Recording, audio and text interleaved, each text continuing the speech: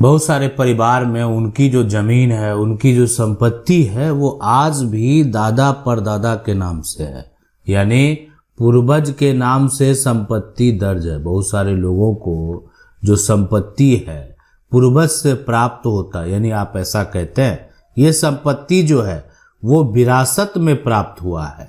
तो विरासत में अगर कोई भी संपत्ति मिलता है, यानी पूर्वज से अगर कोई भी संपत्ति मिलता है, जमीन मिलता है, मकान मिलता है, तो क्या बोलते हैं कि वो जो संपत्ति है ना, वो पैतृक संपत्ति है। और पैतृक संपत्ति जो है अगर दादा परदादा के नाम पर ही है तो आपको घबराने की जरूरत नहीं, टेंशन लेने की जरूरत नहीं है।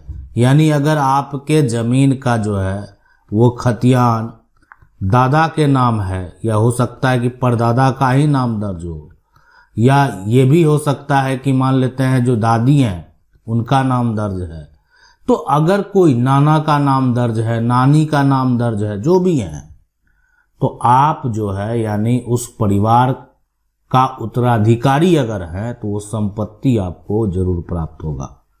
लेकिन ये जो आपका संपत्ति यानी विरासत में मिला हुआ संपत्ति जो है ना, इस पर अधिकार हो गया समान, नाम सभी का दर्ज होगा, यानी समान अधिकार है।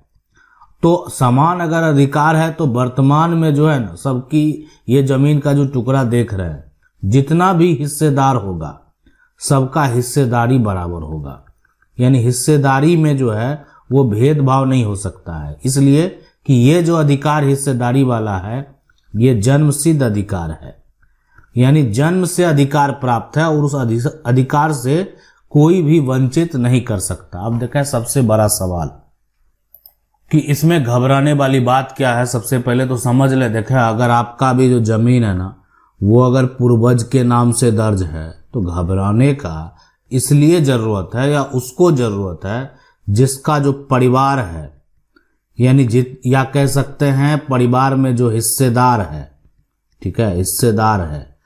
तो हिस्सेदार में अगर एक तरह से आप कहें तो आपस में सहमति नहीं है, पूर्वज का जमीन है, परिवार है, हिस्सेदार है, और हिस्सेदार में जो है आपस में अगर सहमति नहीं है तो उस केस में क्या होने वाला है, उस केस में इस बात को आप समझ लें, उस केस में यही होगा कि जो भी ये जमीन आप देख रहे हैं, ये कहने का मतलब सभी के नाम पर दर्ज हो जाएगा, सभी अपना जमीन जो अलग अलग रखे होंगे, लेकिन यानी दादा परदादा के बाद, यानी दादा और परदादा के बाद जो है यानी कोई भी व्यक्ति इसको अपने नाम पर तब तक नहीं करा सकता है जब तक आपके परिवार में आपसी सहमति नहीं है।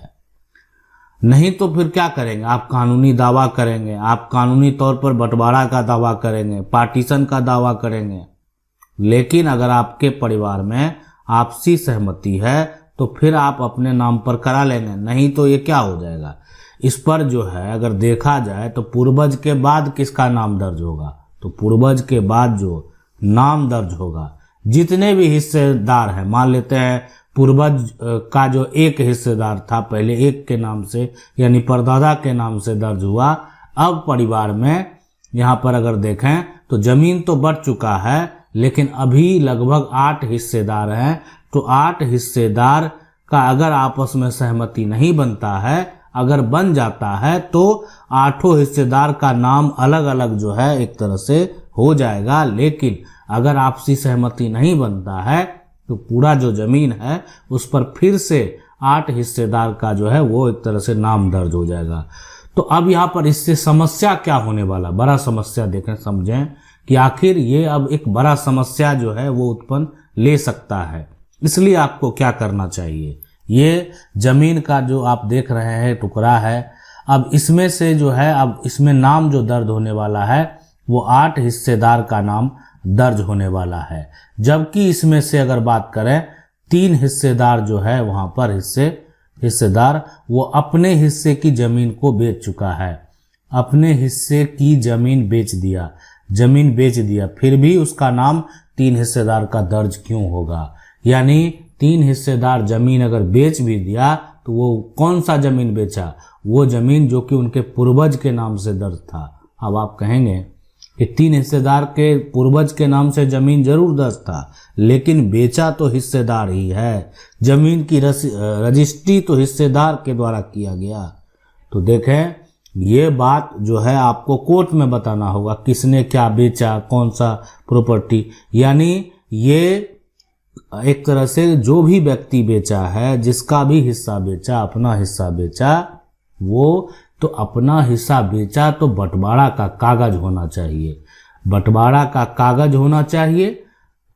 और उसके साथ साथ जो है सभी का जो व्यक्ति है, सभी के नाम पर अलग अलग प्रॉपर्टी का जो जमीन है उसका संपत्ति का दाखिल खारिज भी होना चाहिए, जो कि नहीं है।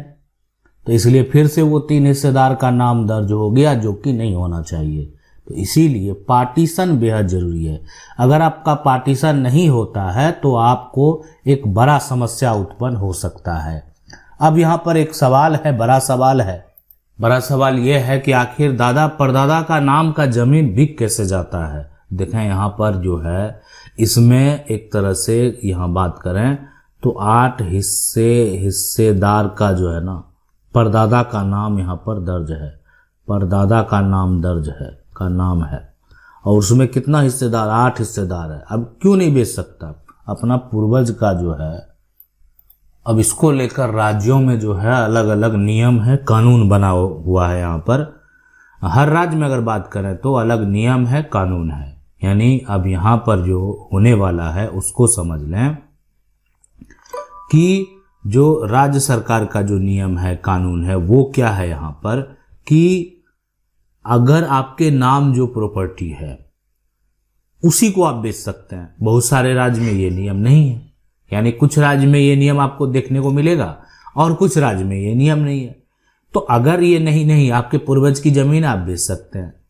सरकार को, राज्य सरकार को जमीन की खरीद बिक्री, संपत्ति का नामांतरण होगा, संपत्ति का अगर एक तरह प्रॉपर्टी को ट्रांसफर किया जाता है, अगर ट्रांसफर होगा, उसके बीच में सरकार जो आपसे टैक्स वसूलती है। ठीक है, आप बेचेंगे जमीन तो ये जो है, यानी बीच में जब ये प्रोसेस होगा तो ये टैक्स जो है अब खरीदने वाला भरे या जो भरे। अक्सर ये जो है टैक्स कौन भरता है, खरीदने वाला। जो खरीद रहा है उसी के पास पैसा है, जो बेच रहा है वो तो अपनी मजबूरी के चलते प्रॉपर्टी को बेच रहा है या अन्य कार्य के चलते प्रॉपर्टी को बेच रहा है। तो इसीलिए टैक्स का पैसा भरता है कौन, खरीदने वाला। टैक्स जो है ये आपको देखने को मिलता है, ये जो है कहीं 4% से लेकर 11% तक जो है वो आपको देखने को मिलेगा कि ये जो है इस बीच में हर राज्य में अलग अलग जो है, ये राज्य सरकार के ऊपर डिपेंड करता है। अब यानी आप करेंगे तो जो भी इसका गवर्नमेंट जो है, सरकारी दर जो है ना, सरकारी दर जो है एक तरह से वो भी तय किया गया कि ये प्रॉपर्टी कितने की होनी चाहिए, कितने लाख की होनी चाहिए। उस हिसाब से जो परसेंटेज है वो सरकार के खाते में भेजना पड़ेगा। सरकारी दर के हिसाब से, यानी यहाँ पर बात करें हिसाब से, ये पैसा जो है वो सरकार के खाते में, यानी गवर्नमेंट के खाते में भेजना पड़ता है। यानी बहुत लोग इसको बोलते हैं कि हमने चालान जमा किया। तो सरकार के द्वारा जो ये टैक्स है यानी वो देना पड़ता है, और उसके बाद का सारा प्रोसेस जो है वो होता है। यानी ये प्रोसेस जो है आपको करना ही पड़ेगा, इसके बाद ही आपकी प्रॉपर्टी को ट्रांसफर की जाएगी। ये प्रोसेस करने के बाद जो है वेरीफाई किया जाता है कि विक्रेता जो है वो सही है नहीं है, विक्रेता का पूर्वज से क्या रिश्ता है वो स्पष्ट तरीके से मेंशन किया जाता है। उसके बाद फिर सेल डीड जो है वो तैयार किया जाता है, यानी जो सब रजिस्ट्रार है वो वेरीफाई करते हैं उस व्यक्ति को, उस व्यक्ति से पूछते हैं कि आप प्रॉपर्टी क्यों बेच रहे हैं। उस व्यक्ति का जो है आइडेंटिटी वेरिफिकेशन होता है, यानी उसकी एक तरह से पूरा प्रक्रिया के तहत जो है उसकी जांच होती है, तब आगे का सारा प्रक्रिया जो है वो किया जाता है। तो ये प्रोसेस है और इस प्रोसेस को आपको जो है फॉलो करना ही पड़ेगा। अब है कि यहाँ पर कि जो है दादा परदादा के नाम जमीन है तो करना क्या चाहिए। दादा परदादा के नाम अगर जमीन है तो करना ये है कि आपको या तो पार्टीशन जो है सूट कर देना है सिविल कोर्ट में। ठीक है, सिविल कोर्ट में अगर आपका एक तरह से आपसी सहमति जो है, यहाँ पर आपसी सहमति नहीं है, ठीक है, सहमति अगर नहीं है तो ऐसा करना है, अन्यथा यहाँ पर जो है आपको एक अमीन के द्वारा जो है, यानी अमीन के द्वारा बंटवारा का कागज जो है यहाँ पर बना लेना है।